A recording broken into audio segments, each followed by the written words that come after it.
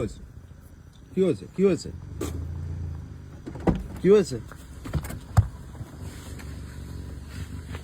গাড়ি পেছনে ভাগছো কেন? কি হলো?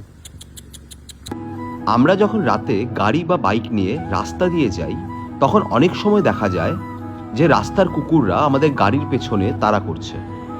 আমরা ভয় পেয়ে যাই, গাড়ির স্পিড বাড়িয়ে দেই, তাতে অনেক সময় দুর্ঘটনাও ঘটে যায়। কিন্তু কখনো কি ভেবেছেন এরা এমন কেন করে?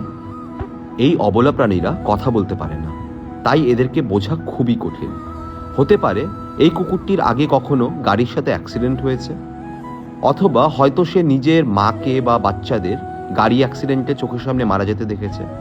ও আসলে ট্রমাটাইজড, ও ট্রমাতে আছে, তাই যখনই কোনো গাড়ি জোরে শব্দ করে ওর পাশ দিয়ে যায় ও ভয়ে রিয়্যাক্ট করে ওঠে।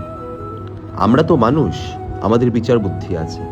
যদি কখনো কোনো কুকুর আপনার গাড়ির পেছনে ধাওয়া করে, ভয় না পেয়ে গাড়িটাকে থামিয়ে দিন, একটু ভালোবেসে তাকে ডাকুন, সম্ভব হলে 2টো বিস্কিট দিন।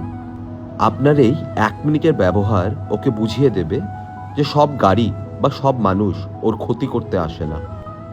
আসুন নিজের ভয়কে জয় করি আর ওদের পাশে দাঁড়াই, কারণ এই পৃথিবীটা ওদেরও, আর তাদের রক্ষা করার দায়িত্ব আমাদের সবার।